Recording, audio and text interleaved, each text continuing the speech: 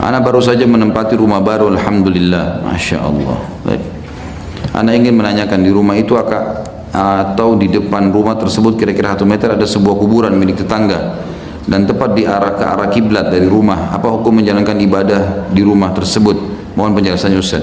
Kalau kuburan itu di dalam rumah, nggak boleh. Nabi SAW melarang untuk menjadikan kuburan sebagai masjid, sebagai tempat ibadah maksudnya, nggak boleh. Tapi kalau di luar rumah, di tempatnya tetangga di luar sana lain, bukan di tempat kita. Kalau dalam pagar kita minta pindahin, kuburan jenazah harus dimasukkan ke kuburan muslimin. Itu sunnah Nabi SAW. Nabi SAW tidak pernah menyuruh para sahabat membolehkan mereka kubur di rumah masing-masing. Kalau nabi-nabi beda, karena kata Nabi SAW semua nabi-nabi dikubur di tempat mereka wafat.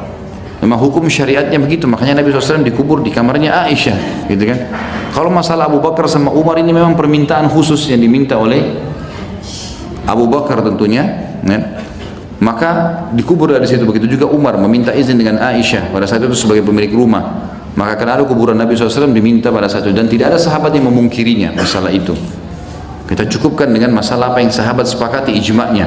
Tapi umumnya para sahabat dikubur di kuburan di Baqi, dan tidak ada mereka yang kubur di rumahnya. Sampai sekarang Madinah itu dulu rumahnya para sahabat semua kan, tidak ada yang punya kuburan dalam rumah gitu.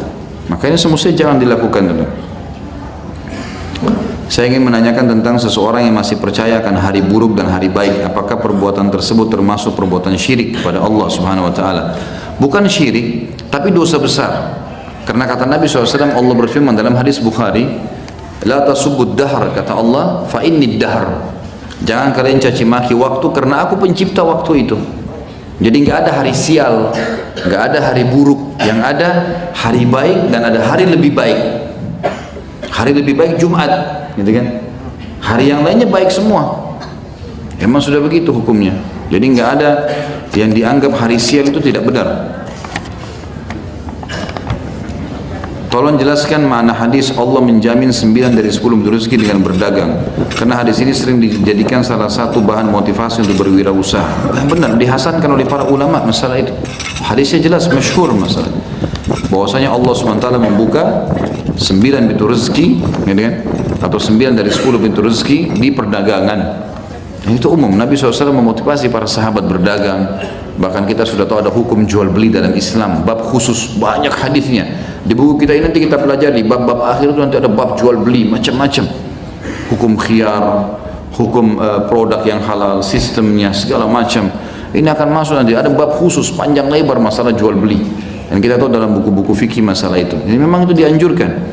Seseorang kalau berdagang dan dia niatkan karena Nabi SAW memotivasi masalah itu dalam hadis ini misalnya. Kemudian ada hadis lainnya yang berbunyi, pedagang yang jujur mereka akan bersama dengan para nabi-nabi. Kedudukannya nanti di surga bersama dengan para nabi-nabi. Pedagang yang jujur, asal dia jujur, apa adanya dia berdagang, gitu kan? Itu mulia, ibadah kalau diniatkan memang karena perintah agama. Ini pertanyaannya tidak masuk di sini. Menanyakan bagaimana Ustadz membuka pertama restoran Ajwad. Apakah membina relasi terlebih dahulu? Saya jalankan lillahi ta'ala, buka, jalan, gitu kan? Itu ceritanya panjang kalau mau diceritain. Keluarga saya terkena dampak riba dan baru tahu hukum riba belum lama ini, yaitu uang pensiunnya terpaksa dipotong oleh hutang riba di bank sampai 2019. Saya sudah berusaha cari jalan keluar, tapi angka yang harus dilunasi sebesar 190 juta. Belum dendanya. Apakah jika menunggu waktu hutang selesai di tahun 2019 dibolehkan? Kalau tidak ada kemampuan dan sudah taubat, tidak membuka lagi pintu riba baru, maka insya Allah masuk dalam Al-Baqarah 275. Setiap masalah riba antum baca di Al-Baqarah 275. Nanti akan punya jawaban di situ. Asal dia sudah taubat nasuha, punya KPR, sudah terlanjur berjalan 5 tahun, 10 tahun, dia taubat baru tahu riba. Maka sekarang dia kalau bisa lunasi alhamdulillah, kalau tidak bisa maka dia tutup pintu riba baru, tidak ada lagi, tapi dilunasi semampunya walaupun ada bunganya, tapi dia sudah taubat, insya Allah ini sudah masuk orang yang tidak kena riba lagi. Saya seorang akuntan di perusahaan jasa akuntan, seluruh perusahaan termasuk bank konvensional di dalamnya. Sebelum laporan keuangan perusahaan-perusahaan diterbitkan di Bursa Efek, laporan keuangannya harus diperiksa oleh perusahaan saya bekerja.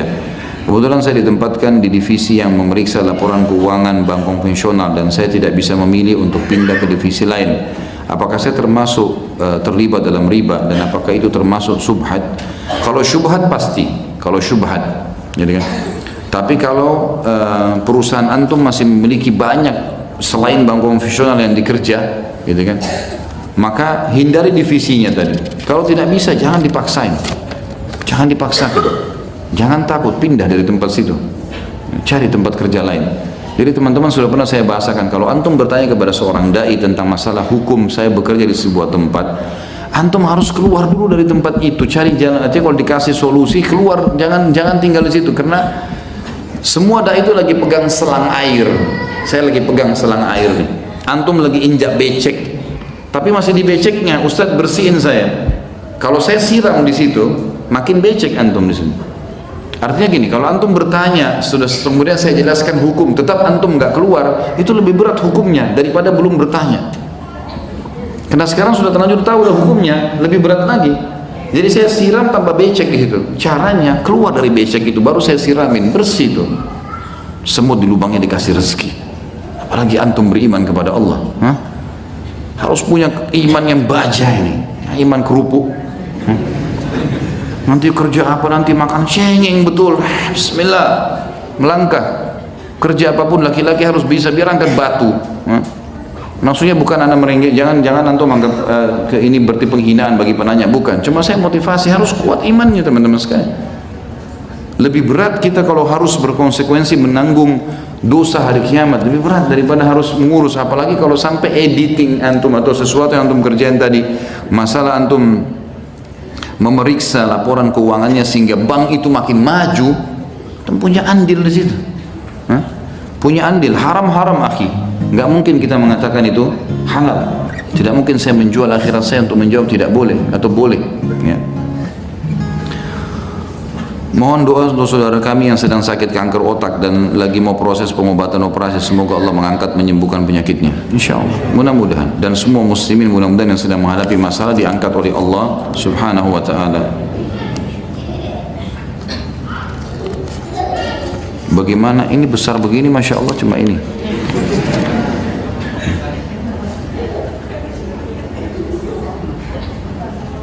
Ini khurafat ini. Yang mau dibaca yang mana? Yang di dalam atau yang di luar? Yang di luar ini bagaimana menurut Ustaz, menurut Islam tentang aura? Dah ada aura-aura. Kebohongan semua itu, dusta. Titik aura lah, dibuka auranya lah. Ini semua cara syaitan. Cara syaitan untuk mentransfer, memasukkan diri itu. Istilah aura itu istilah yang dimodernkan sedikit. Sama dulu dengan orang memasukkan jin. Titik auranya ditekan, ditiup mantra, masuk syaitannya di situ. Coba kalau orang yang pernah dibuka titik auranya, coba ruqyah, pasti kesurupan tuh. Itu semua syaitan, jangan akhi dan ukhti. Dan akhwat yang masuk di salon-salon jauhi, kecuali salon muslimah. Jangan sampai ada titik aura, jangan sampai terlihat auratnya secara keseluruhan. Semua haram dalam agama, tidak boleh. Nggak perlu buka-buka titik aura, nggak ada. Tidak pernah ada riwayat satupun Nabi SAW suruh sahabatnya buka titik auranya atau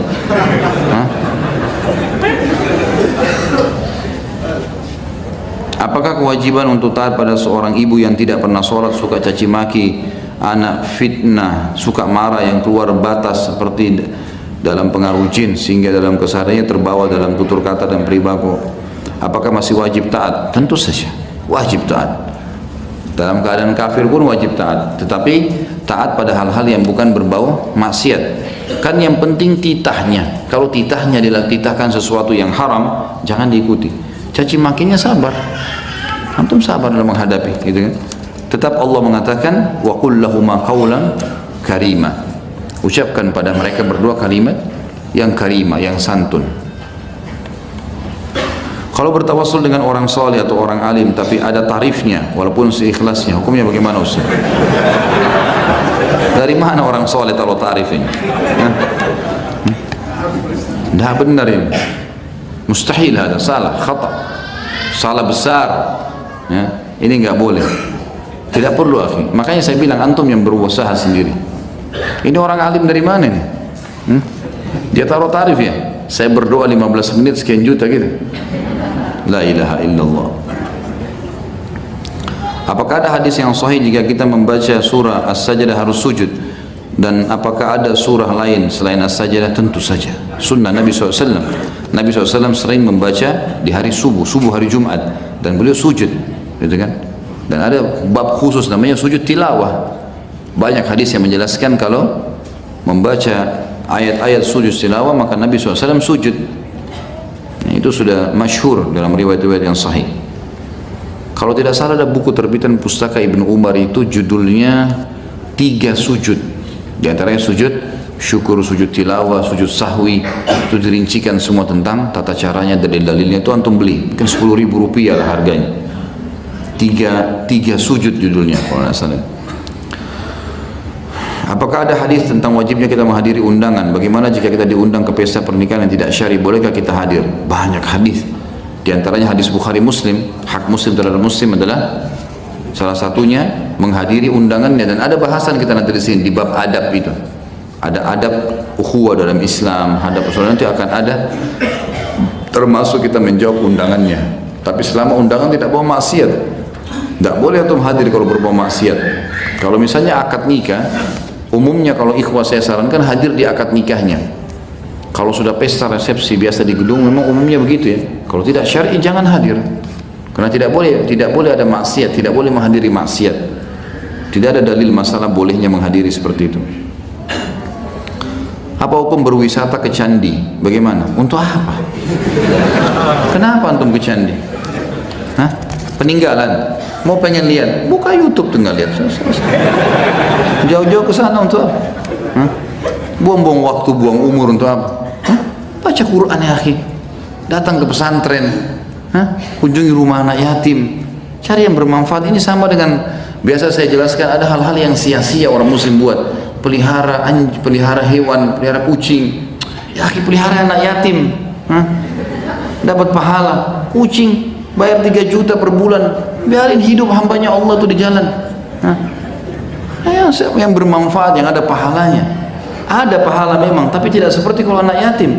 Kata Nabi SAW, saya dan sponsor anak yatim seperti ini di surga. Kayak mau disamakan dengan pelihara kucing? Hah? Contoh saja, seperti itu. Pergi candi untuk apa? Candi Borobudur didatangi. Sudah antum tahu, sudah belajar dulu waktu SD kan? Lihat di buku, cukup. Untuk apa datangin? Candi ini baca sejarahnya, baca sejarah Rasulullah SAW, baca tentang Abu Bakar, Umar, peperangan muslimin, itu yang kita baca. Tanda-tanda hari kiamat yang ke depan kita bagaimana, itu selamatkan diri. Nah, ada fungsinya itu. Sampai ada yang pernah tanya Ustadz, katanya dari zaman Sulaiman AS, apa urusannya antum? Mau di zaman Sulaiman AS atau tidak? Kita disuruh imani Sulaiman AS, bukan mencari sejarahnya atau mencari sesuatu, tidak perlu. Kita imani apa yang dalam Al-Quran ada, lalu kita imani keberadaannya. Kita sudah bukan hidup di zaman Sulaiman AS, kita hidup di zaman Nabi Muhammad SAW. Apakah boleh berkurban dengan kambing betina? Boleh, nggak masalah. Boleh betina, boleh jantan, yang penting umurnya. Kalau kambing 1 tahun, kalau domba 6 bulan, asal tidak cacat. Boleh jantan, boleh betina. Ini yang mengatakan harus jantan ini mungkin pedagang kambing kalau supaya ada harganya. Lebih mahal kambingnya nanti.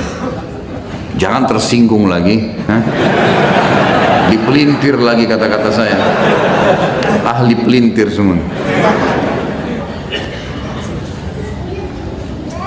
Di sekolah Cina tiap ada waktu untuk menyanyi lagu kebangsaan. Maksudnya apa? Di sekolah anak tiap pagi ada waktu untuk menyanyi lagu kebangsaan. Apa yang harus anak lakukan? Soalnya jika anak tidak lakukan, anak ditegur guru. Tak usah ikut. Saran saya nggak usah ikut. Masa dia mulut kita semua? Saran saya, Allahu a'lam ya. Tentu ini bukan berarti kita melarang kita, tapi saya membahas. Kalau saran saya kan ditanya. Kalau saya nggak usah ikut lah. Gitu. Mungkin kalau dia lagi nyanyi, itu ulangin surah Al-Falaq atau An-Nas.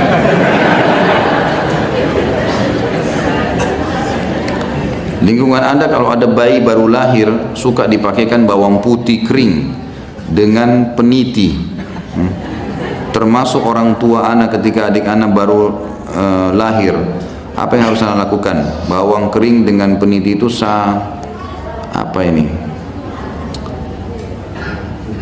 sering diikuti dengan kepercayaan, tapi ada kepercayaan tidak boleh, tidak ada hubungannya bawang putih sama bayi lahir apa segala. Bawang putih goreng, masak, ada hubungannya, macam-macam saja.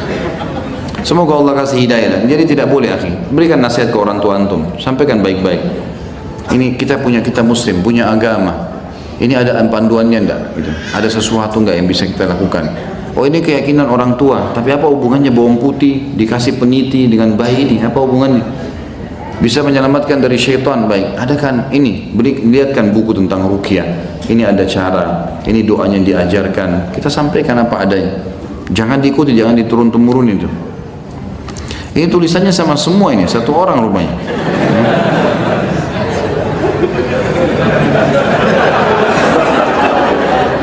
Diborong semua ya.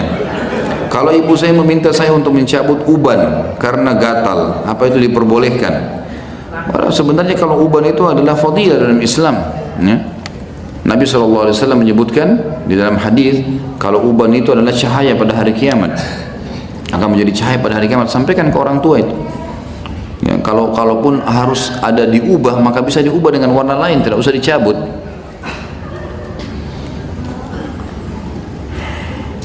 Baik, ini mirip semuanya. Kita pindah ke yang lain. Bagaimana menghadapi orang yang tidak mudah faham karena dibilangi diam, tapi dia malah mudeng, lama-lama kesel. Tinggalkan. Selesai. Gitu.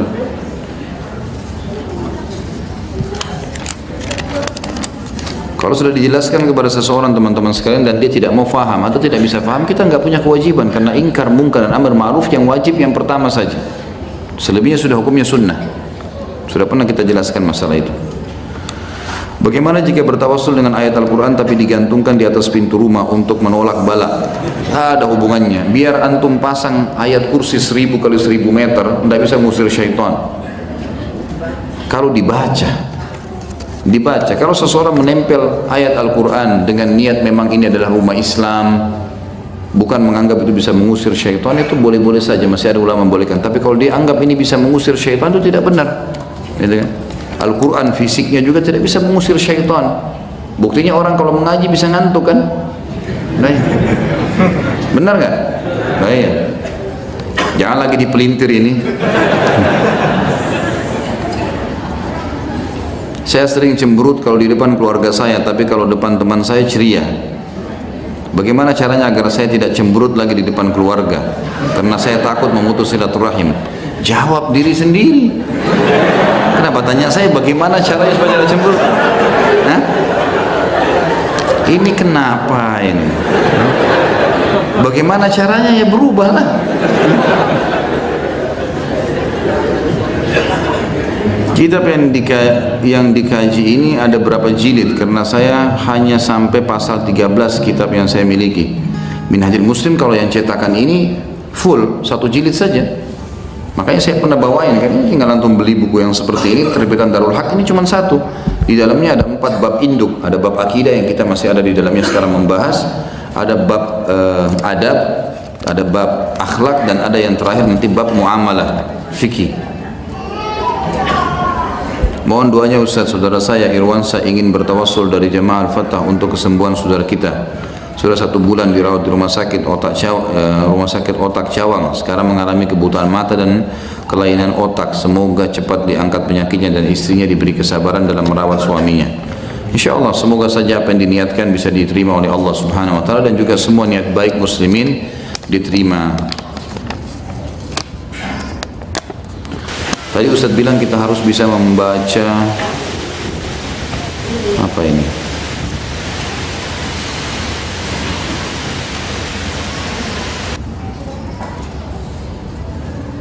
Allah, ma'adri, saya nggak ngerti apa yang ditulis.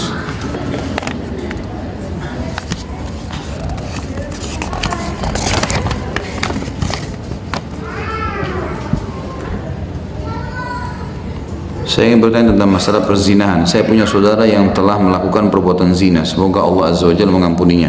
Katakan P pria dan W wanita, keduanya ini berzina. P dan W berzina lalu perbuatan itu diketahui oleh orang tuanya lantaran W hamil di luar nikah. Apakah boleh menikahkan P sama W ini dalam keadaan hamil, dan apakah menikahkan P dan W ini dalam keadaan sudah apakah boleh menikahkan P dan W dalam keadaan sudah melahirkan? Karena pada saat W hamil orang tuanya melarang menikahkan anaknya hingga anak itu lahir. Jadi bagaimana hukumnya yang sebenarnya Ustaz? Pada saat hamilkah atau anak itu sudah lahir kemudian menikah? Tentu pendapat yang paling kuat jumhur ulama mengatakan tidak boleh wanita hamil menikah. Tidak boleh. Karena Nabi SAW menemukan wanita-wanita yang hamil justru disuruh meletakkan hamilnya. Dan beliau bersabda, janganlah seseorang menimpahkan spermanya pada sperma saudaranya. Baik, dia pemilik sperma kok Ustaz? Iya, sperma yang dilakukan dalam perzinahan statusnya tetap dianggap sperma asing. Walaupun pelakunya nanti dia nikah, dia letakkan spermanya lagi.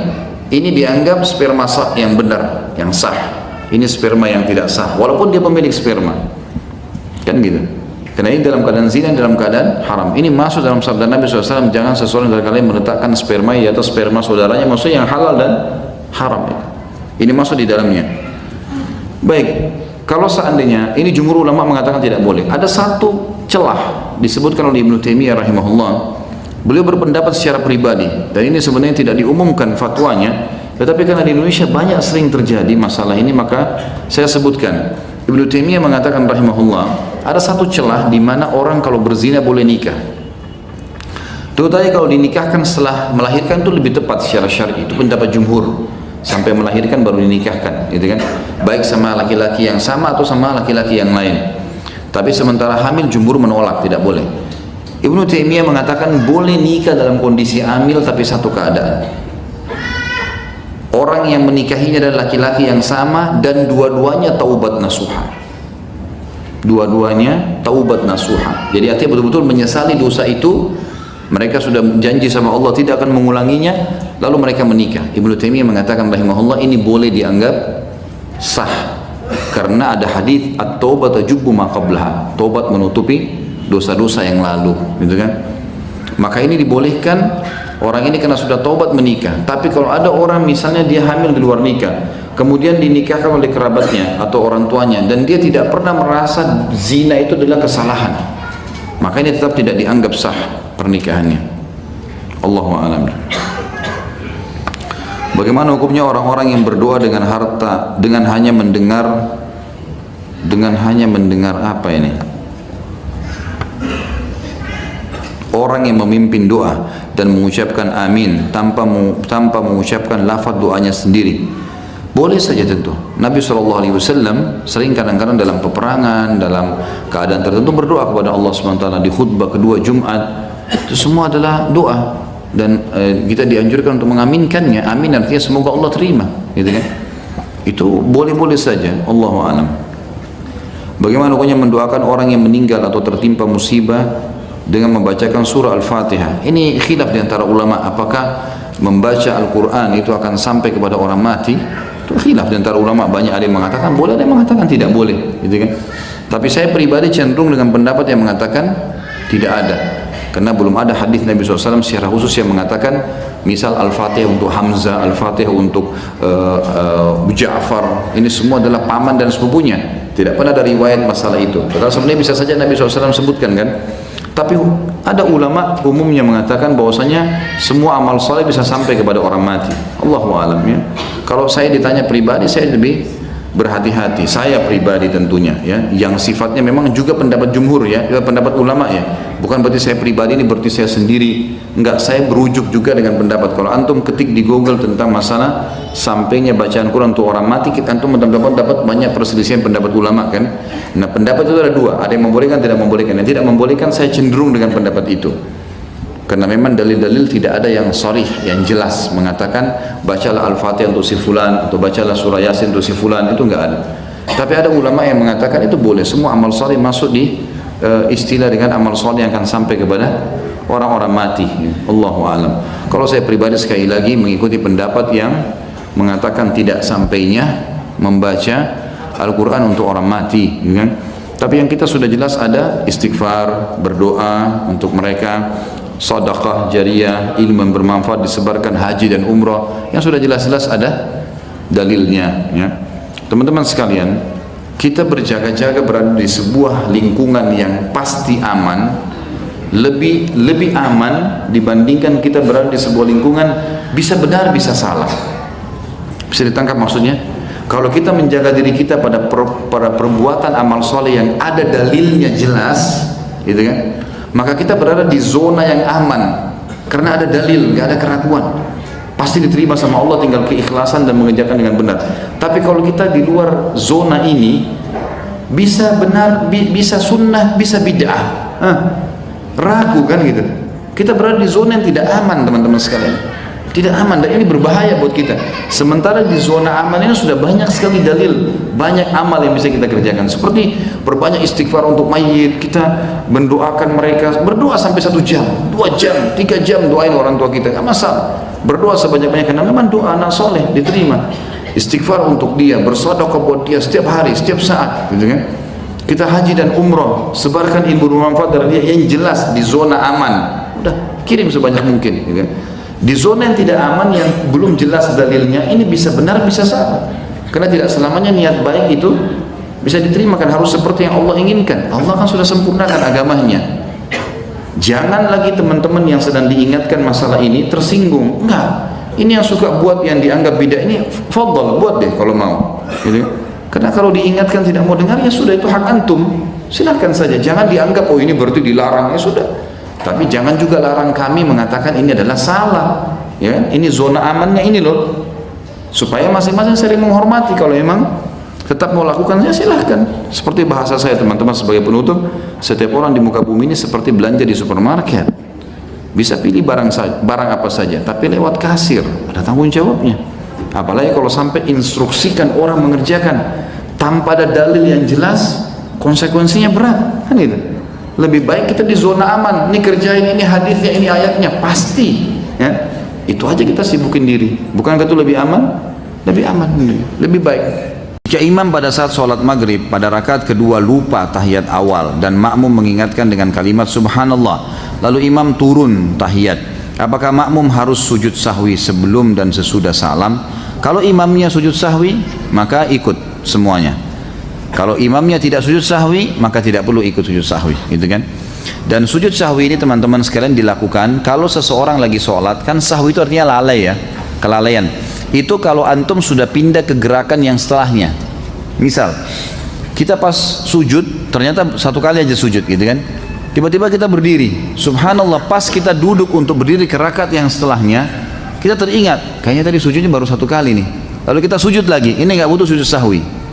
Tapi kalau antum sudah sempat berdiri, artinya sudah pindah ke gerakan yang setelahnya, sudah sempurna, baru teringat, ini aja sujud sahwi. Ini aja sujud sahwi. Sujud sahwi juga dengan 2 cara. Ada yang dikerjakan sebelum salam, ada yang dikerjakan sudah salam. Kalau gerakan-gerakan yang keliru dalam sholat, lalai, lupa, gitu kan, teringat sebelum salam, misal antum pas rakaat keempat ragu, ini 4 atau 3 ya, lalu antum tambah 1 rakaat, karena kalau kita ngingat ya, ragu 3 atau 4, kita cari rakaat yang paling sedikit, ambil 3 misalnya. Kata Nabi SAW, kalau kalian lupa 3 atau 4, pilihlah 3. Karena kalau seandainya pun dia sholat lebih 5, maka 4 rakaatnya sudah terpenuhi. Tapi kalau dia pilih yang ya lebih banyak, dianggap 4 ternyata kurang baru 3, maka akan kurang sholatnya. Jadi kan kita dianjurkan memilih jumlah yang lebih sedikit. Nah kalau teringat seperti ini sebelum salam, maka sujud sahwinya sebelum salam.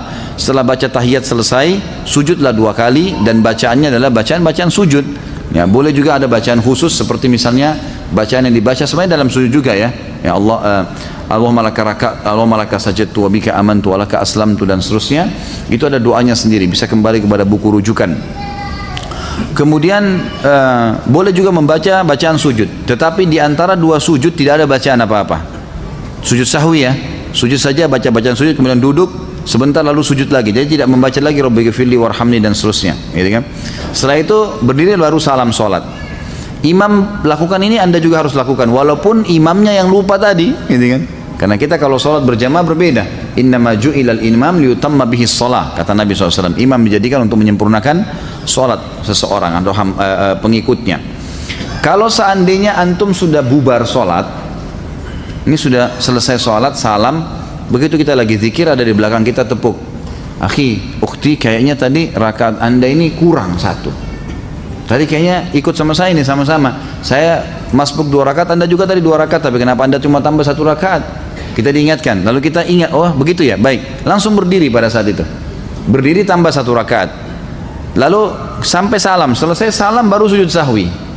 Sujud sahwinya setelah salam, karena ingatnya juga setelah salam. Dan ini beranjak daripada hadis Bukhari. Nabi SAW pernah sholat asar 2 rakaat salam. Maka para sahabat diam semua, nggak ada yang nyaut. Tapi mereka bimbang, kok jadi 2 rakaat asar nih, gitu kan? Sampai Nabi SAW berzikir, Nabi SAW tidak ingat rupanya. Sampai berzikir, habis selesai zikir, tradisi Nabi SAW habis zikir langsung berdiri pergi ke pintu masjid, lalu menunggu sahabat-sahabat yang mengeluh atau yang menyampaikan apa sesuatu permintaan dan seterusnya. Ada satu sahabat mendekati mengatakan, ya Rasulullah, apakah turun wahyu? Ada wahyu baru turun mengubah asar jadi 4 menjadi 2, gitu kan? Atau anda lupa? Kata Nabi SAW, tidak ada wahyu turun dan saya tidak lupa. Nabi yakin sekali SAW dengan hikmah Allah tentunya ya, agar mengajarkan kepada kita bagaimana caranya kalau terjadi seperti ini. Maka Nabi SAW memegang tangan sahabat tersebut, mengajaknya masuk ke dalam masjid. Kebetulan sahabat-sahabat yang lain belum bubar. Maka kata Nabi SAW, benarkah yang orang ini katakan kalau saya tadi cuma sholat 2 rakaat? Serentak mengatakan, benar ya Rasulullah.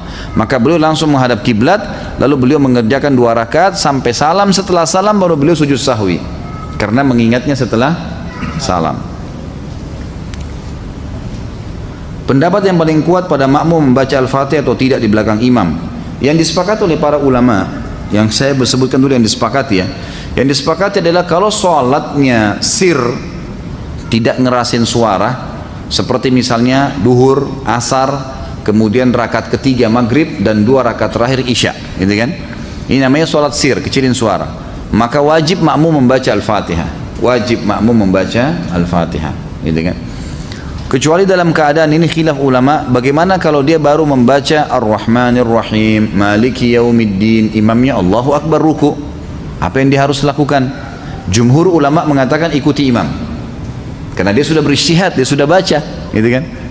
Tapi tidak selesai. Sama dengan orang masbuk, baru Allahu Akbar, imamnya kita baru baca 2 Al-Fatihah sudah ruku. Apa yang harus kita lakukan? Jumhur mengatakan ruku saja. Imam Syafi'i mengatakan tidak, harus dia baca. Nggak bisa. Dan dia boleh ketinggalan untuk mengejar Al-Fatihah sampai 3 gerakan. Kalau dalam madhab Syafi'iyah, gitu kan? 3 gerakan artinya ruku, sami'allahu hamidah, sampai sujud pertama. Nah itu dia boleh tetap menyelesaikan Al-Fatihahnya lalu dia mengejar imam. Karena pentingnya masalah Al-Fatihah ini. Tapi kalau sholatnya jahar, ngerasin suara, subuh, 2 rakaat pertama maghrib, gitu kan, 2 rakaat pertama isya, maka ini hukumnya jumhur mengatakan tidak ada bacaan bagi makmum kecuali imam memberikan jeda waktu. Beranjak daripada hadis yang sahih bahwasanya Nabi SAW pernah mengatakan waladdallin amin, lalu tiba-tiba sahabat di belakang berlumba-lumba baca Al-Fatihah. Jadi ada suara bergemuruh gitu, sehingga bacaan Nabi SAW, Nabi sendiri terganggu SAW, dan makmum juga tidak konsentrasi dengar bacaan ayatnya beliau. Beliau begitu salam lalu beliau mengatakan, mali unazi', kenapa tadi saya diganggu dengan bacaan kalian? Kata perawi hadisnya, kalau saya tidak salah Abdullah bin Umar radhiyallahu anhu berkata, mulai semenjak itu saya tidak pernah lagi membaca Al-Fatihah di belakang Nabi SAW kalau sholatnya jahar, kalau sholatnya ngerasin suara gitu. Ulama-ulama seperti Imam Syafi'i rahimahullah melihat bahwasanya orang yang membaca Al-Fatihah baik sholatnya jahar, kerasin suara atau sir, itu wajib. Beranjak daripada hadis Nabi SAW yang berbunyi, tidak ada sholat bagi orang yang tidak membaca Al-Fatihah. Maka beliau tidak membedakan antara sholat berjamaah atau sholat sendiri. Ya, kalau sholat sendiri mutlak harus baca ya, tidak boleh sama sekali tinggalkan Al-Fatihah. Batal sholatnya kalau tinggalkan Al-Fatihah. Kalau sholat berjamaah, sebagaimana saya sebutkan tadi, khilaf diantara ulama itu. Imam Syafi'i semuanya, mau sholatnya jahar atau sir, semuanya harus membaca Al-Fatihah. Allah alam, kalau kita simpulkan, kalau saya simpulkan dari pendapat-pendapat ulama ini, saya melihat kalau seandainya imamnya membaca Al-Fatihah dengan suara keras, jelas, ya, kita dengar ya, kita dengar. Seperti sekarang ada mic. Lain kalau mati lampu gelap, tidak kedengaran suara atau kita terlalu jauh dari imam, itu lain. Walaupun sholat jahar tetap wajib baca Al-Fatihah tuh, karena kita tidak dengar. Karena memang Allah berfirman, umumnya ulama berpegang pada ayat ini, a'udzubillahi minasyaitonirrajim, fa idza quri'al qur'anu fastami'u lahu wa ansitu. Kalau Al-Qur'an dibacakan, dengarkan baik-baik dan ya telitilah, jelihlah. Berarti kasusnya adalah kalau dengar. Kalau dengar kita nggak boleh berkata yang lain, gitu kan? Nah, kalau imam sholat jahar, maghrib misalnya, tapi mati lampu, kita di saf ke-5 atau ke-6, ke-7 ke belakang, nggak dengar. Atau sholat di belakang, perempuan nggak dengar sama sekali. Mereka tetap baca Al-Fatihah, selama tidak dengar. Tapi kalau mereka dengar Al-Fatihah itu, seperti tadi imam kita Masya Allah membaca misalnya, kita dengar. Dan pada saat mengatakan waladhdallin, kemudian semua mengatakan amin. Begitu selesai amin, imamnya baca langsung surah. Nah ini Allahu alam, yang lebih dekat pendapat ulama mengatakan tidak lagi baca Al-Fatihah. Kembali kepada hadis, ya, bacaan imam adalah bacaan makmum. Itu sudah ada hadis yang menjelaskan masalah itu. Tapi kalau imamnya jeli dan dia lebih faham masalah fikih menjadi imam, adalah setelah waladhdallin amin, imamnya diam jedah 7 ayat Al-Fatihah. Maka pada saat itu makmum silakan baca, gitu kan? Dia membacanya. Jadi ini tinggal tergantung bagaimana kondisi imam memberikan dia kesempatan. Allahu a'lam. Ustaz, apakah boleh saf salat diisi oleh, mohon maaf, orang yang terkena Down syndrome? Secara fisik dia sudah balik, tetapi ketika sholat orang tersebut sering mendahului imam dan gerakan sholatnya tidak berurutan. Tentu kalau dia sengaja atau memang dia ada kelainan jiwa atau apa, ini sebaiknya memang di masjid itu ada tim khusus yang mengatur, ya. Jadi orang-orang seperti ini, kalaupun dalam kondisi dia tidak sadar, dia tidak tahu hukum, atau dia dalam kondisi gila misalnya, maka dia dibolehkan untuk keluar dari saf muslimin. Karena dia pun mengerjakan, dia bebas hukum, dia tidak ada taklif, kan gitu. Tapi kalau memang dia hanya melakukannya karena tidak bisa tahan, karena memang masalahnya adalah sakit kakinya, dia akhirnya harus melakukan mendahului imam, maka solusinya kata ulama adalah dia boleh mengerjakan sholat sambil duduk. Cari inisiatif yang dia tidak mendahului imam. Karena kalau dia dahului imam tetap kena ancaman, ya. Nabi SAW mengancam, siapa yang mendahului imam maka bisa saja Allah mengubah wajahnya menjadi wajah keledai. Hadis sahih riwayat Imam Ahmad masalah itu. Jadi sebagai ini ada pengurus masjid, dan saya sarankan pengurus masjid ini bisa lebih jeli melihat adanya orang-orang yang seperti ini, ada gangguan jiwa, ada orang yang sakit. Kalau di masjid-masjid di Saudi itu sudah biasa sekali kursi-kursi disiapin tuh. Di masjid itu banyak kursi. Jadi orang-orang tua yang tidak mampu untuk berdiri lama, maka diambil kursi dan mereka sholat sambil duduk di saf. Itu sudah umum di Masjid Nabawi, di Masjid Haram itu banyak sekali. Ketika zikir setelah sholat, kemudian ada orang yang mengucapkan salam kepada kita, lalu kita membalasnya sehingga zikir setelah sholat kita terpotong. Apakah kita harus mengulangi zikir tersebut atau lanjutkan? Lanjutkan saja, tidak ada masalah. Nabi SAW pernah melakukan hal tersebut. Jadi pernah beliau SAW dalam hadis Bukhari, selesai sholat ya, asar, tiba-tiba beliau langsung dengan cepat sekali, begitu salam lagi zikir, berdiri dengan sangat cepat melewati para sahabat, sampai para sahabat yang meriwayatkan hadis ini berkata, kami heran dengan kecepatan Nabi SAW dalam cepatnya gerakan Nabi SAW itu. Maka setelah itu pun, setelah beberapa saat Nabi SAW balik lagi dan duduk lagi, berzikir lagi.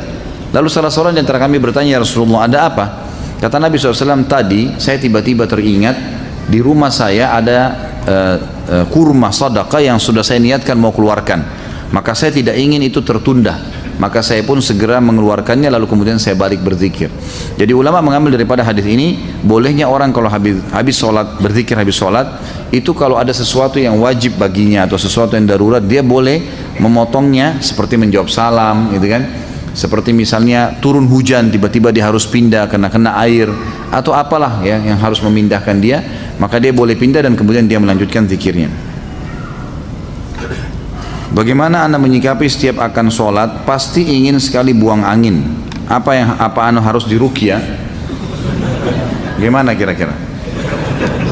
Ruqyah boleh, silahkan ruqyah. Mungkin waswas syaitan, itu waswas syaitan ya, harus dilawan.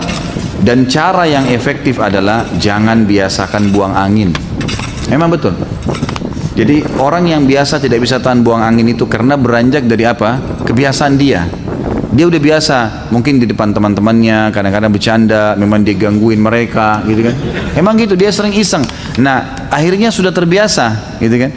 Jadi itu menjadi hal yang selalu kayak orang yang terbiasa, maaf, ngupil, orang yang biasa korek kuping, orang. Jadi karena dia jadikan kebiasaan, jadi terbiasa, sama dengan itu.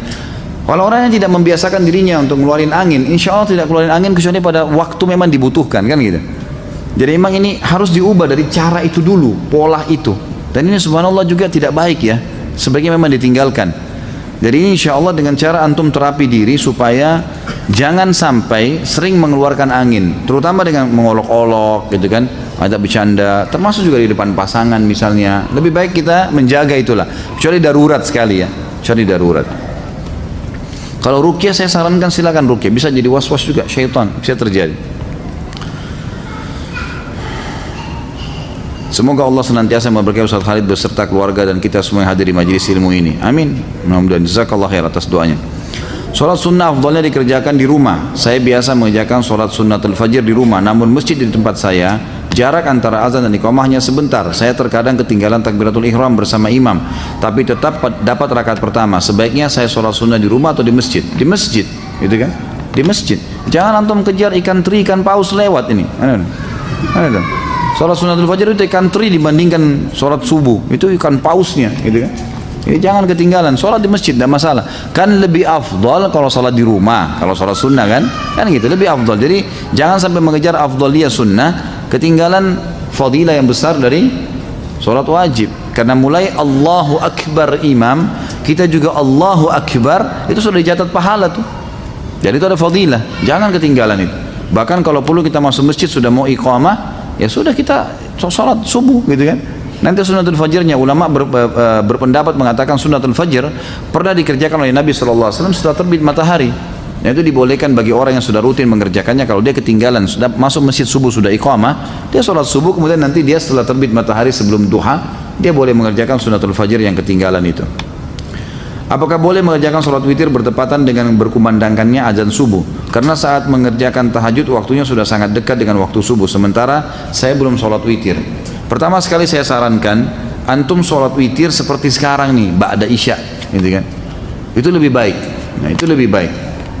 Dan nanti kecuali kalau antum memang sudah terbiasa bangun jam 2, setengah 3, masih panjang jeda waktu menjelang subuh, itu baru.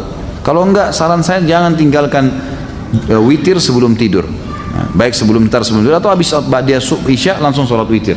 Itu sudah disepakati oleh para ulama berangkat daripada hadis Bukhari, di mana sahabat-sahabat menyampaikan diantaranya ya Abu Hurairah anhu yang mengatakan saya diwasiatkan kepada saya 3 hal yang saya tidak pernah tinggalkan selama hidup saya: puasa 3 hari setiap bulan, 2 rakaat sholat duha, dan saya tidak pernah tidur kecuali saya sudah witir. Ya, agar antum tidak mengejar di malam hari kecuali sholat tahajud, gitu kan? Pertanyaan tadi, bolehkah sholat witir sementara azan dikumandangkan? Boleh jawabannya. Hadis Bukhari menjelaskan masalah itu, bahwasanya Nabi SAW mengatakan kalau kalian dengarkan azan segeralah berwitir, segeralah berwitir. Artinya masih boleh kan?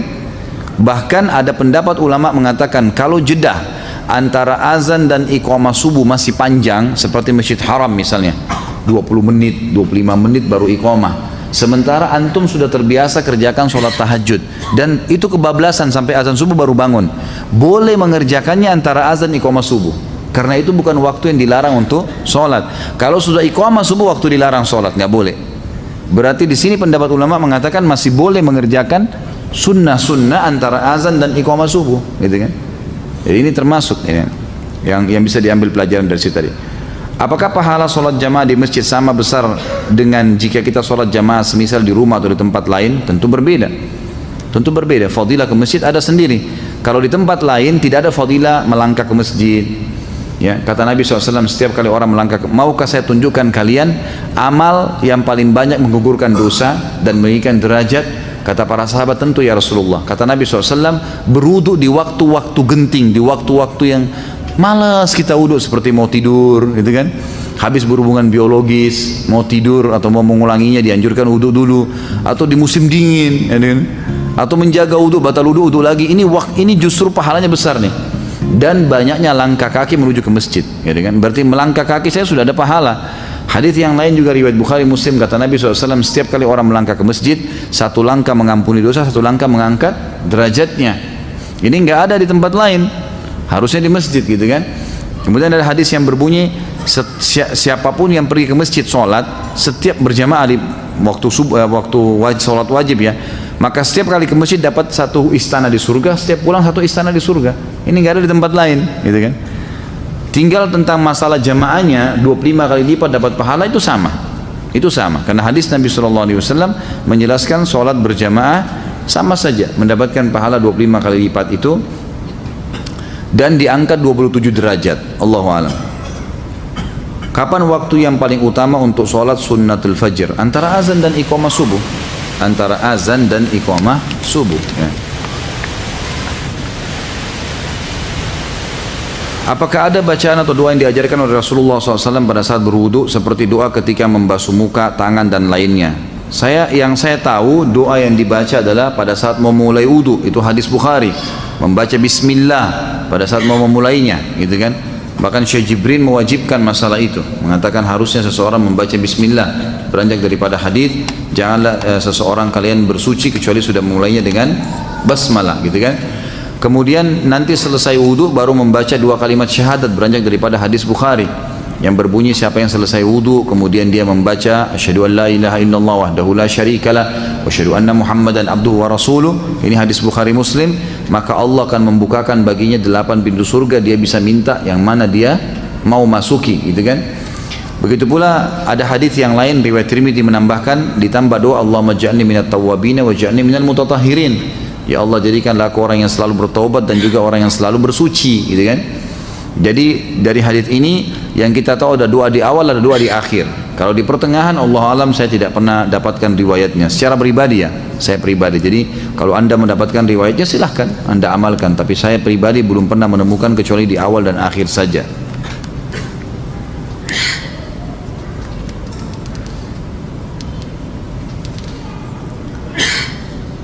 Bagaimana hukumnya bersedekap melipat tangan kembali sesudah bangun dari ruku?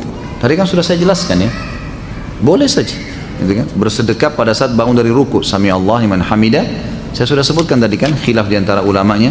Jadi boleh kembali ke dada, boleh kembali ke sebelah paha kita.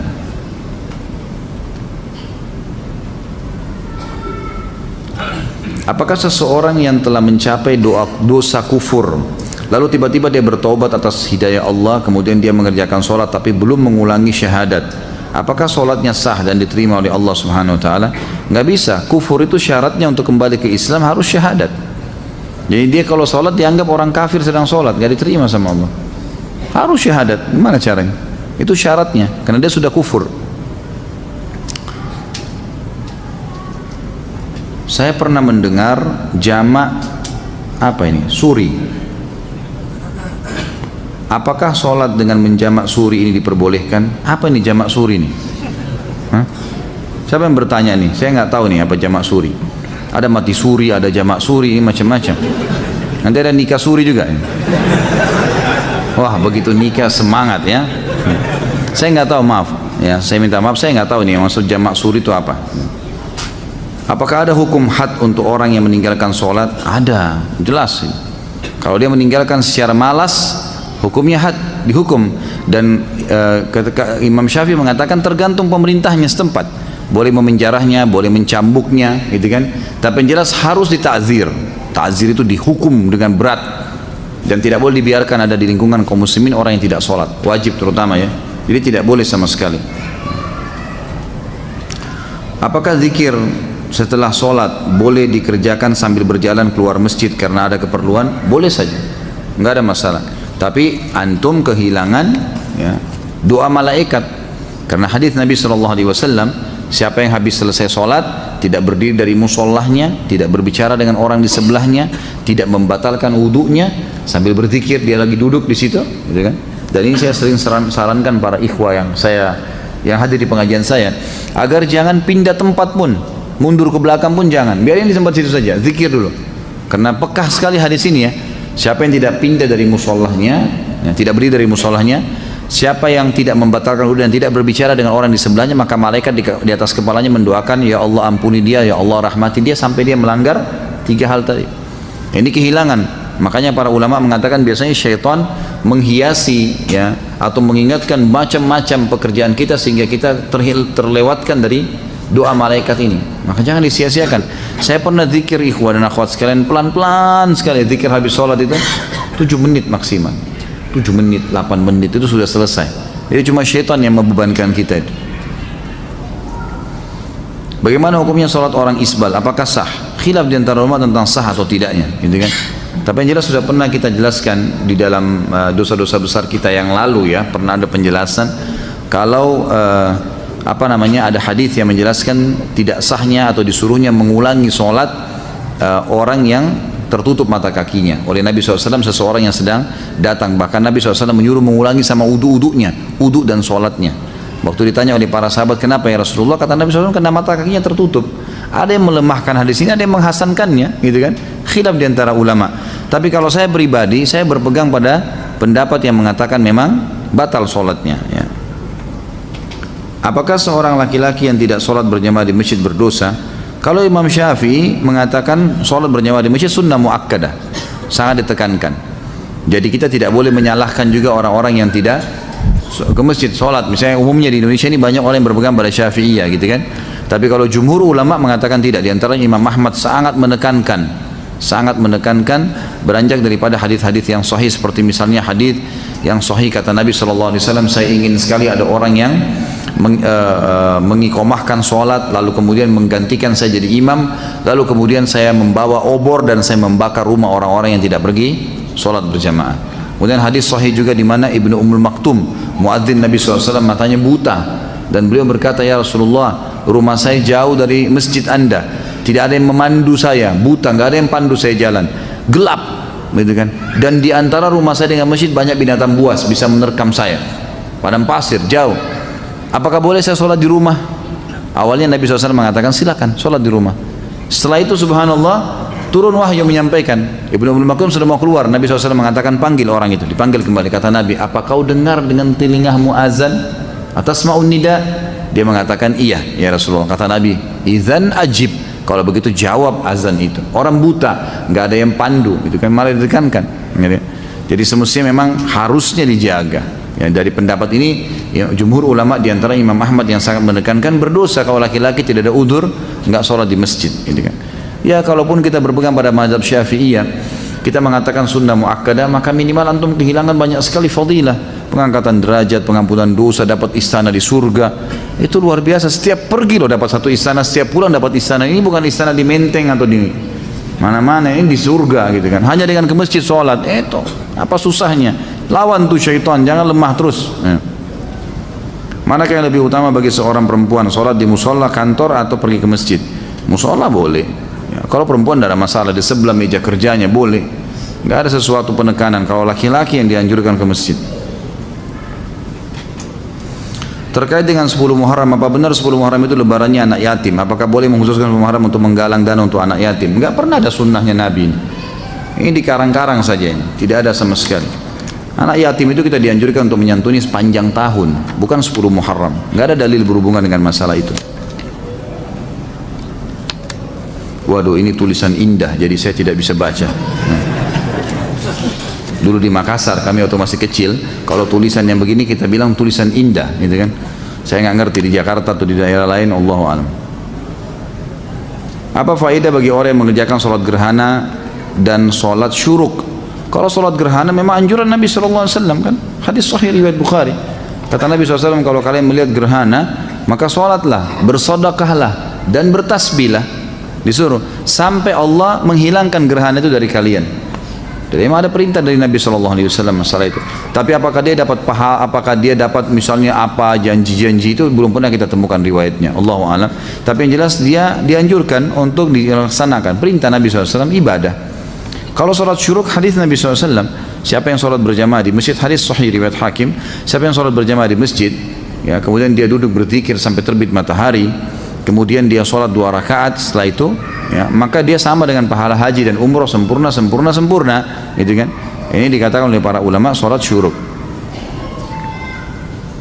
Di perusahaan saya sistem untuk sholat bergantian, sistem untuk sholat bergantian, tapi niat saya ingin sholat berjamaah tepat waktu. Apakah saya berdosa karena tidak sholat tepat waktu? Tidak dikatakan berdosa sebenarnya, karena masih ada pendapat ulama yang seperti Imam Syafi'i mengatakan sunnah muakkadah. Saya tidak bisa mengatakan berdosa gitu kan, tapi dia kehilangan fadilah yang sangat banyak gitu. Jadi kalau bilang pun, misal pun kita bisa mengambil awal waktu, lebih baik kita pamit sama teman-teman misalnya kita dahulu gitu kan. Dan itu sholat juga tidak akan mengambil waktu lama. Saya juga sarankan begini, perlu difahamin ya, terikat dengan jam kerja kantor ya, itu wajib hukumnya karena antum mengikuti syarat. Kata Nabi SAW, al-mu'minuna ala syurutihim, al-mu'minuna ala syurutihim, orang mukmin harus patuh dengan syarat yang disepakati. Misal waktu istirahat jam 12 sampai jam 1, azan setengah 1 gitu kan, antum mulai masuk masjid sholat, ternyata harus kembali sebelum jam 1, misal 5 menit sebelum jam 1 ada absen lagi, misal contoh, antum baru selesai sholat wajib, belum sempat sholat ba'diyah duhur, itu sudah jam 1 kurang 5 menit. Kalau sholat terlambat nih balik kerja, maka jangan sholat sunnah ba'diyah karena mentaati peraturan wajib, sementara sholat sunnah itu sunnah gitu kan.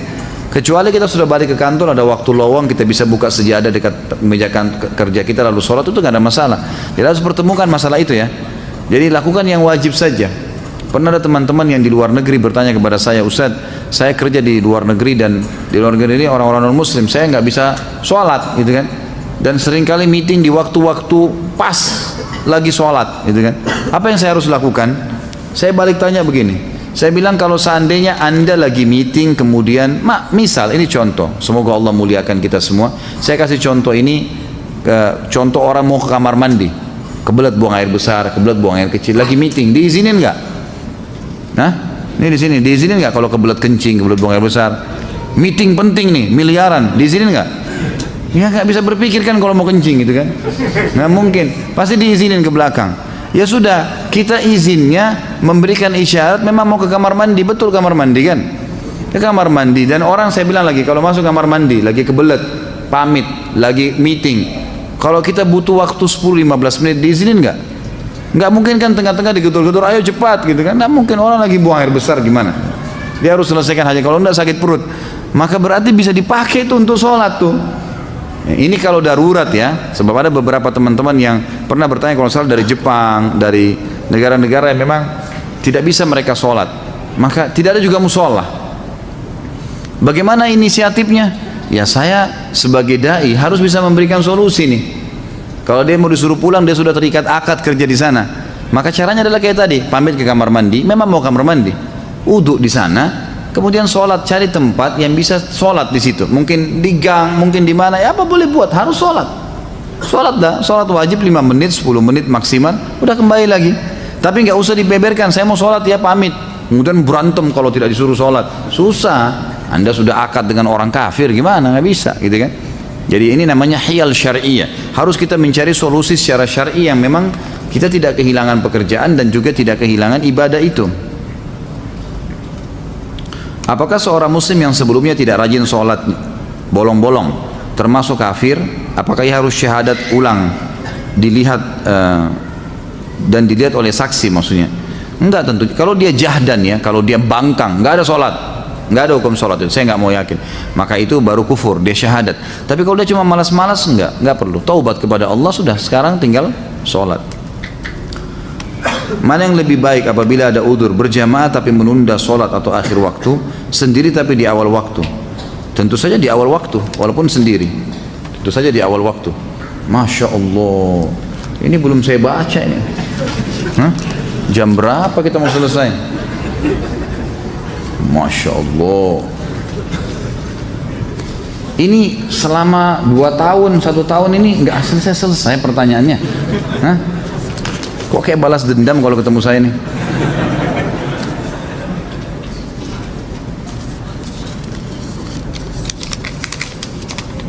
Jangan didorong. Saya sengaja tidak tarik semua. Di daerah Ana ada 2 masjid. Yang satu masjidnya besar dan jamaahnya tidak banyak sehingga selalu dapat saf pertama. Kedua masjidnya lebih kecil dan jamaahnya banyak karena telah ditegakkan sunnah sehingga susah dapat saf pertama. Lebih utama sholat di satu atau yang kedua? Yang satu tentunya, masjid yang pertama, karena memang kita bisa dapatkan fadilah lebih besar gitu kan. Dan masjid itu makin banyak jemaahnya makin afdal ya, gitu. Makin afdal, makin besar fadilahnya. Artinya masjidnya besar misalnya, Tentu afdaliyah karena banyak jemaah itu penting, tapi mendapatkan saf awal lebih penting. Maka harusnya didahulukan saf awal itu. Ustaz, mohon penjelasan dan tuntunan sesuai sunnah. Apabila ada sholat wajib terlewatkan karena kelalaian, apakah seseorang yang meninggalkan sholat pada waktu yang ditentukan masih dapat mengerjakan sholat yang tertinggal itu di waktu sholat yang selanjutnya? Kalau dia lalai di sini dalam arti kata lupa, itu boleh dikerjain. Misal pas kita lagi sibuk, tersibukkan, semoga saja tidak terjadi ya. Ada orang tersibukkan dengan urusan dunianya, kemudian azan asar baru dia sadar, oh ternyata saya belum sholat duhur nih, gitu kan. Maka apa yang harus dia lakukan? Bolehkah dia sholat duhur? Boleh, nggak ada masalah. Tapi kalau dasarnya dia tahu nih duhur sudah masuk, dia nggak mau sholat, memang nggak mau dah, memang sudah nggak sholat. Begitu azan asar, temannya ajak, nih sholat yuk. Kamu udah tahu belum ada hadis begini, tersentuh dia mau sholat. Tapi tadi dia sudah tinggalkan duhur secara sengaja, ini nggak boleh lagi dia sholat. Karena sudah memang ditinggalkan secara sengaja sama dia. Saya pernah membaca sebuah hadis riwayat Ibnu Abbas radhiyallahu anhu yang menjelaskan tentang tidak bolehnya menahan pakaian pada saat sholat. Apakah hadis itu sahih? Apa maksud dari kata menahan pakaian? Mohon penjelasannya. Saya tidak tahu, maaf. Saya belum tahu sampai ke situ tentang masalah hadis menahan pakaian. Yang saya temukan malah hadis Abu Bakar radhiyallahu anhu yang sahih, di mana Abu Bakar berkata, ya Rasulullah, saya orang yang tidak bisa sholat kecuali saya menahan pakaian saya, karena kalau tidak dia melorot, gitu kan. Apakah itu membatalkan sholat saya? Apakah itu termasuk sombong? Kata Nabi SAW, itu tidak termasuk. Ya, berarti di sini kan ada masalah kasus menahan, tapi saya tidak tahu kalau yang riwayat Ibnu Abbas ini. Bagaimana tuntunan sahih untuk kondisi makmum yang masbuk namun tidak mendapat bacaan Al-Fatihah imam sholat? Apakah makmum tersebut masih mendapatkan hitungan 1 rakaat penuh? Yang kuat pendapat iya, dia masih mendapatkan walaupun sholatnya sir. Kalau orang memang masbuk ya, beda orang yang datang dari awal tapi lalai tidak baca Al-Fatihah. Nah itu baru bisa dibahas dalam bahasan lain ini.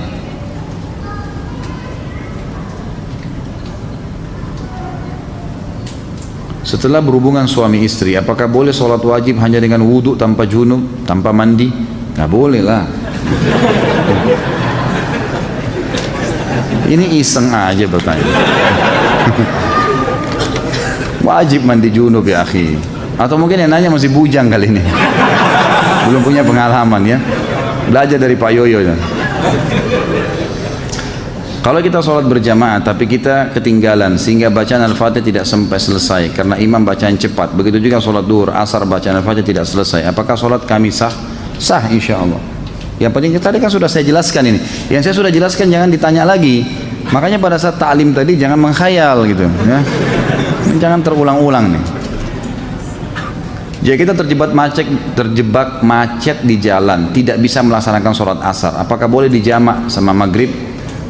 Jika sholat maghrib juga ketinggalan, boleh lakukan di saat sholat isya. Tata caranya bagaimana? Yang pertama, sholat jamak itu hanya boleh dijamak antara duhur sama asar, tidak boleh yang lain. Maghrib sama isya, tidak boleh yang lain. Jadi nggak boleh asar sama maghrib, nggak bisa. Isya sama subuh nggak bisa, gitu kan?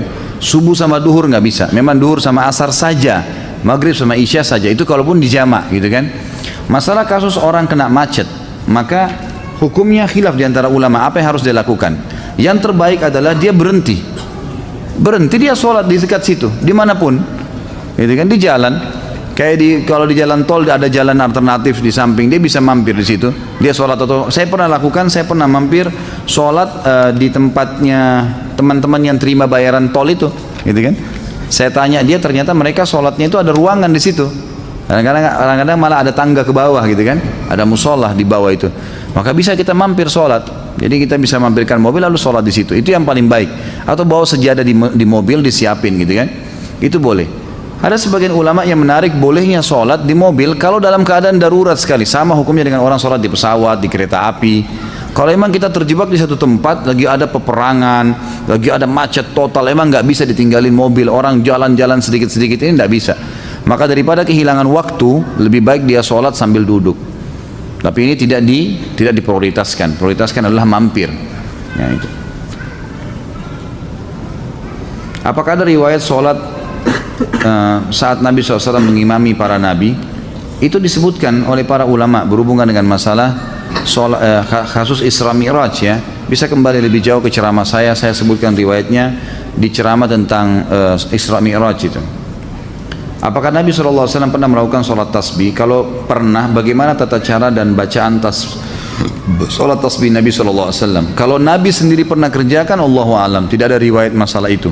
Tapi umumnya semua yang disebutkan oleh Nabi SAW, kata ulama disepakati pastinya Nabi SAW sudah mengaplikasikan terlebih dahulu. Karena Allah sudah menjelaskan dalam Al-Quran, kabura maqtan indallah yang taqulu ma la tafa'alun. Sungguh berat di sisi Allah kalau kalian mengucapkan tidak mengamalkannya. Sementara Nabi SAW adalah panutan, pasti beliau sudah amalkan. Tapi hadis tentang sholat tasbih dihasankan oleh para ulama dan boleh dilakukan, itu beranjak daripada perkataan Nabi kepada pamannya Abbas radhiyallahu anhu. Nabi SAW mengatakan, wahai paman, kalau kau diluangkan waktu oleh Allah, kerjakanlah setiap hari sekali. Kalau kau tidak bisa, maka sepekan sekali. Kalau kau tidak bisa, maka sebulan sekali. Kalau kau tidak bisa, setahun sekali. Kalau kau tidak bisa, kerjakanlah sekali seumur hidupmu. Maka kerjakanlah 2 rakaat sholat. Ada riwayatnya mengatakan 4 rakaat sholat. Di setiap sholat, begitu kamu takbir paman, ucapkanlah subhanallah, alhamdulillah, wa la ilaha illallah, wallahu akbar sebanyak 15 kali. Kemudian bacalah setelah itu iftitah, baca al-fatihah, baca surah. Kemudian pada saat ruku, sebelum baca 2 ruku, membaca 10 kali tasbih tadi. Kemudian 2 ruku, kemudian bangun dari ruku, sami Allah liman hamidah, baca dulu tasbih 10 kali, kemudian baru baca 2 i'tidal. Sujud juga begitu.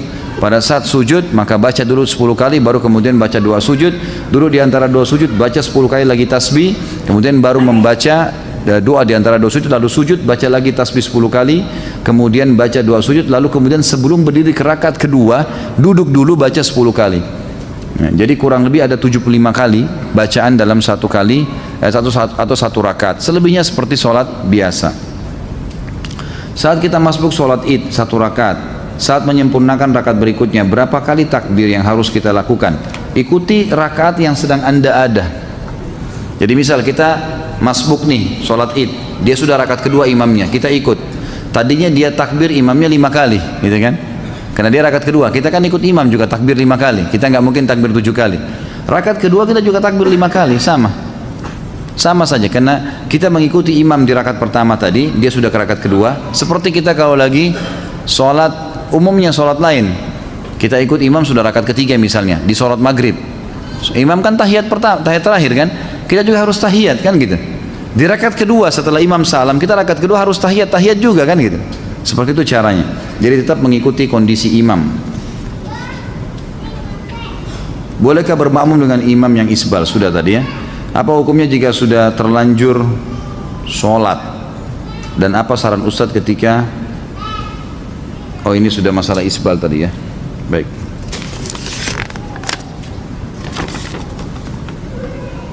Bolehkah kita mengqadha sholat kita yang terlewat dengan tata cara seperti apa? Sudah saya jelaskan. Makanya jangan buru-buru bertanya nih ya. Karena pertanyaan mungkin bisa saja dijawab gitu ya, sudah ada. Bagaimana cara mengqadha sholat yang sudah banyak kita tinggalkan? Nggak ada qadha sholat, nggak ada qadha sholat. Hadis Bukhari menjelaskan masalah itu. Jadi tidak ada. Kecuali tadi saya bilang kita lalai, memang lupa. Tapi kalau 5 tahun nggak sholat, sekarang taubat, apakah harus mengqadha sholatnya 5 tahun? Nggak pernah ada dalil berhubungan dengan masalah itu.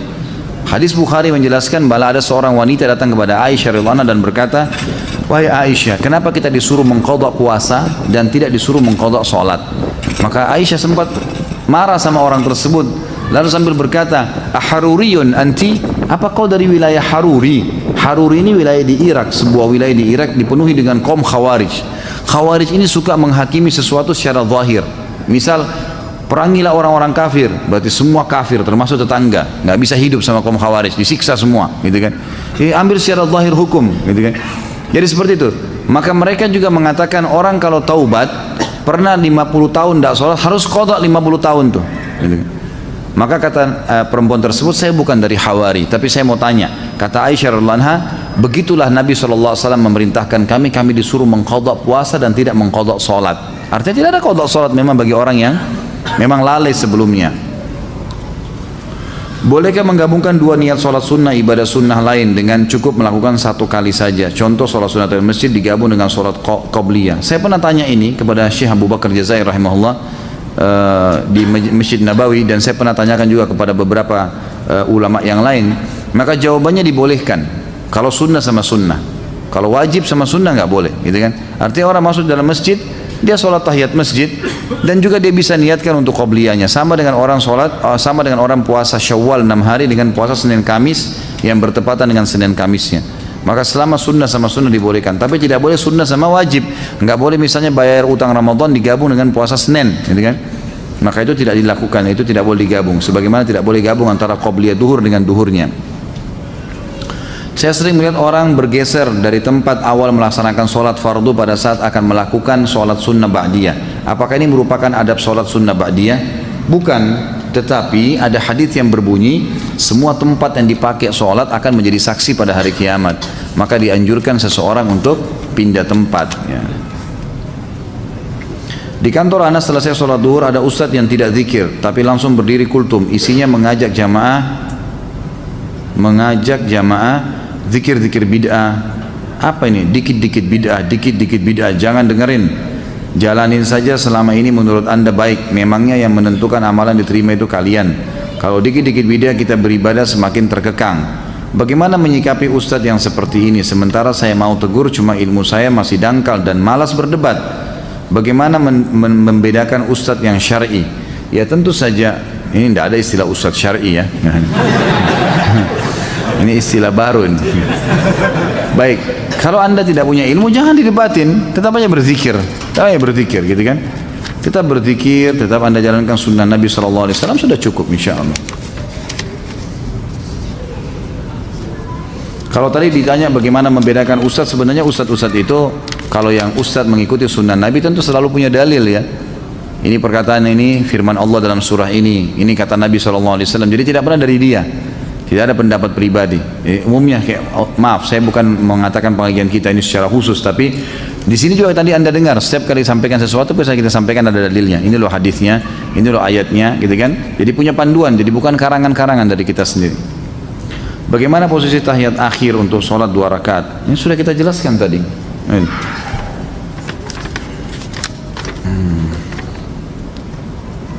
Apakah tidak merapatkan kaki ketika sholat berjamaah dapat menggugurkan pahala sholat berjamaah walaupun jarak antara pundak sudah rapat? Tentu tidak, tapi membuat syaitan masuk dan membuat tidak khusyuk. Itu, jadi tidak menggugurkan sholat. Karena ana ada udur di mana kalau jari kaki bersenggolan dengan benda-benda, dalam hal ini jari kaki saudara di sebelah, merasa risih sebab ana pernah ada riwayat operasi penyakit saraf tulang belakang sehingga jari-jari kaki menjadi sensitif. Dan apakah termasuk isbal jika ana menggunakan kaos kaki ketika sholat berjamaah? Karena dengan menggunakan kaos kaki ana merasa lebih nyaman dari gesekan karpet, dari bersentuhan dengan jari orang lain. Ana jadi khawatir terhadap ikhwan kita yang seolah-olah terus ingin mengejar jari kaki saya atau jari kaki saudara di sebelahnya, karena ditakutkan malah akan menjadikan sholatnya menjadi tidak khusyuk ya. Baik, tentu saja kalau anda punya udzur syar'i ya lakukan pakai kaos kaki, dan itu bukan isbal. Isbal itu adalah pakaian dari atas ke bawah, mengulurkan pakaian dari atas ke bawah. Kalau dari bawah ke atas enggak, kaos kaki maksudnya itu tidak. Tapi kalau kita memang dari atas kita pakai ya, atau kita pakai kemudian dia terulur seperti celana, baju, itu semua baru masuk. Hadis Nabi SAW yang berbunyi isbal itu di imamah ya, di pakaian ya, celana, itu masuk dalam isbal gitu. Dikarenakan saat ini waktu subuh 4.15, apakah boleh kita ketika kita terlambat bangun, misal jam 5, kita melakukan sholat sunnah 2 rakaat sebelum subuh? Tentu tidak boleh. Kalau sudah iqamah subuh nggak boleh lagi. Anda kerjakan nanti setelah terbit matahari. Apa pahalanya kalau kita mengislamkan seseorang? Wah, ini tidak sesuai dengan tema. Dapat pahala lah tentunya ya, selama dia berbuat kebaikan, selama dia mempelajari agama, insya Allah anda dapat pahalanya. Dan hadis Nabi SAW kepada Ali bin Abi Thalib pada saat perang Khaybar, gitu kan, hai Ali, jalanlah dengan tenang menuju ke mereka, ke orang-orang Yahudi itu, lalu tawarkan mereka Islam. Kalau mereka nolak, tawarkan mereka jizyah. Kalau mereka nolak, tawarkan mereka untuk ya perang, gitu kan. Dan ingatlah Ali, kalau ada satu orang yang sempat mendapatkan hidayah karena kamu, maka itu lebih baik daripada humurun ni'am. Humurun ni'am ini adalah bisa diterjemahkan dengan unta betina merah yang besar, atau nikmat yang terbesar yang sedang dimiliki oleh seseorang. Apakah bergerak 3 kali dalam keadaan sholatnya batal, seperti garuk-garuk misalnya? Kalau Imam Syafi'i mengatakan batal kalau lebih dari 3 kali. Jadi tidak dibolehkan lebih dari 3 kali. Tapi jumhur ulama mengatakan tetap tidak batal kalau memang orang itu punya udzur, memang harus dia lakukan. Tapi kalau gerakan sia-sia membatalkan sholat nih. Ada orang sia-sia memperbaiki kopiah atau apalah gitu kan. Ya ini keseringan dilakukan, makanya tidak boleh. Tapi kalau darurat memang harus menggaruk, memang gatal sekali, itu tidak ada masalah insyaallah. Apakah boleh sholat wajib sambil duduk seperti kita perjalanan jauh dalam bus, pesawat yang memakan waktu 12 jam? Tentu saja boleh, tidak ada masalah. Apakah dalam Islam mengenal zaman purba dan zaman dinosaurus? Apakah ini suatu berita bohong, Ustaz? Allahu a'lam. Ini kok kelepasan masuk ini. Bolehkah berimam pada orang yang masbuk? Boleh, asal anda beda imam ya. Jadi misal gini, ada dua orang masuk masbuk nih, orang lagi berjamaah, sama-sama masbuk 1 rakaat. Kita satu imam nih. Begitu salam imam kan masing-masing nambah rakaat yang masbuk ya, yang kehilangan 1 rakaat. Ini nggak boleh lagi jadi makmum satu sama yang lain. Karena ada orang begitu tuh, karena sudah satu imam. Yang boleh kalau beda imam. Misal kita berdiri, kita masuk 1 rakaat, ada orang yang telat masuk, maka dia tepuk pundak kita, itu boleh, nggak ada masalah. Tapi tidak boleh menjadi memiliki 2 imam dalam satu sholat. Bila imam salah dalam baca Al-Fatihah karena kan sholat tidak sah, apakah kita harus ulang di rumah atau bagaimana? Tentu saja tidak ya. Salahnya tergantung salahnya kenapa. Kalau emang salahnya fatal dan sudah diingatkan tidak mau, maka batal sholatnya. Bukan di rumah, diulangin di situ, gitu kan? Tapi kalau emang dia lupa, kemudian diingatkan, atau mungkin ada kesalahan tajwid yang diingatkan lalu dia tidak lakukan, maka tetap sah saja. Beranjak daripada hadis Nabi SAW yang sahih yang berbunyi, kalau kalian sholat dengan imam, kalau imam benar dia akan panen pahala kalian, dan kalian akan dapat pahala kalian masing-masing. Dan kalau dia salah, dia akan berdosa dihukum sama Allah, dan sholat kalian benar. Sholat kalian benar. Apakah boleh sholat Jumat di dalam kereta api? Soalnya saya pernah melihatnya ketika saya dalam perjalanan menuju kampung halaman. Musafir nggak ada Jumat baginya, nggak usah sholat Jumat gitu kan. Kalau musafir nggak usah sholat duhur asar, dijamak saja. Setelah sholat hajat, petunjuk dari Allah itu berupa apa? Nggak ada sholat hajat ini. Yang ada sholat istikharah. Sholat hajat setahu saya tidak ada hadisnya, lemah sekali, bahkan ada hadis yang palsu gitu kan. Jadi yang ada adalah sholat istikharah. Istikharah sama sebenarnya ya. Karena kita meminta petunjuk dari Allah SWT, itu ada hadis sahihnya. Tentang tawakal, pertanyaan Ibnu Rajab rahimahullah bahwa tidak ada yang memberi, menghalangi, mendatangkan bahaya dan mendatangkan manfaat kecuali Allah semata. Hadis di atas sahihkah? Saya tidak tahu ya. Baik, 2 pertanyaan lagi ya. Sabar yang sudah lipat-lipat tasnya. Apakah seorang muslim meninggalkan sholat termasuk golongan orang munafik? Tidak bisa kita katakan munafik, tapi ada ciri kemunafikan padanya. Karena orang munafik meninggalkan sholat atau berdiri sholat dengan malas. Di mana batasan seorang muslim dikatakan kafir? Apabila dilihat dari hadis riwayat At-Tirmidzi, An-Nasai dan Ibnu Majah menyebutkan sabda Nabi SAW, perjanjian antara kami dan mereka orang kafir adalah sholat. Karena barang siapa meninggalkannya maka sungguh dia telah kafir. Yang dimaksud di sini adalah perilakunya perilaku kafir, meninggalkan sholat. Makanya ulama masih rincikan, meninggalkan sholat secara jahdan tadi, membangkang baru kufur, gitu kan? Harus syahadat. Tapi kalau dia cuma malas-malas tidak masuk. Ibnu Umar menjelaskan makna daripada hadis ini adalah kalau dia cuma malas-malasan, dia mendapatkan dosa kufur tapi tidak sampai pada kufur. Kufrun duna kufrin istilahnya, gitu kan? Apakah sutra atau pembatas bagi yang masbuk telah terputus dari imam apabila sholat berjamaah telah selesai? Jawabannya iya. Jadi dia sudah sendiri karena sudah selesai dari imam. Bagaimana posisi duduk tasyahud akhir untuk sholat sunnah 2 rakaat? Sudah saya jelaskan tadi. Haruskah mengepalkan tangan pada saat berdiri naik ke rakaat berikutnya? Kan sudah saya jelaskan semua tadi. Jawabannya iya, disunnahkan mengepalkan. Mohon dijelaskan bagaimana hukumnya apabila sholat di rumah kemudian di masjid sudah iqamah, apakah kita masih bisa menjalankan sholat qobliyah? Batalin, nggak boleh. Hadis sahih berbunyi, kata Nabi SAW, tidak ada lagi sholat sunnah dengan iqamah sholat wajib. Hadis sahih, nggak boleh. Jadi biar lagi di masjid kita lagi sholat, baru 1 rakaat sudah iqamah, batal. Tapi kita sudah dapat pahalanya, diberhentiin aja tiba-tiba, emang begitu. Apakah ada riwayat yang menjelaskan bahwa Rasulullah SAW pernah memimpin zikir dan doa secara berjamaah setelah sholat wajib? Yang saya sudah pernah sampaikan riwayat. Tidak ada riwayat menjelaskan masalah itu. Yang ada adalah Nabi SAW membaca zikir, dan Ibnu Umar berkata, saya mengetahui kalau sholat sudah selesai di masjid Nabi SAW kalau saya mendengarkan suara zikir Nabi SAW dan para sahabat, dan mereka baca masing-masing. Jadi misal Nabi SAW baca ayat kursi, sahabat sana baca al-ikhlas, yang ini baca subhanallah. Jadi dibiarkan oleh Nabi SAW masing-masing. Tapi Nabi SAW tidak pernah memandu baca al-Fatihah, al-kursi misalnya lalu semuanya harus ikut. Itu tidak pernah ada riwayat masalah itu. Apabila tidak, bagaimana sikap kita? Apa yang harus kita lakukan ketika di suatu masjid setelah sholat wajib imam memimpin zikir dan doa berjamaah? Jadi kita baca sendiri aja. Kita baca sendiri, kita jalankan sendiri. Jadi seperti itu, Allahu a'lam. Baik, karena sudah jam 9 lewat, kita tutup sampai di sini insyaallah. Kalau benar dari Allah, kalau salah dari saya, mohon dimaafkan. Subhanakallahumma bihamdika asyhadu an la ilaha illa anta astaghfiruka wa atubu ilaik. Wassalamualaikum warahmatullahi wabarakatuh.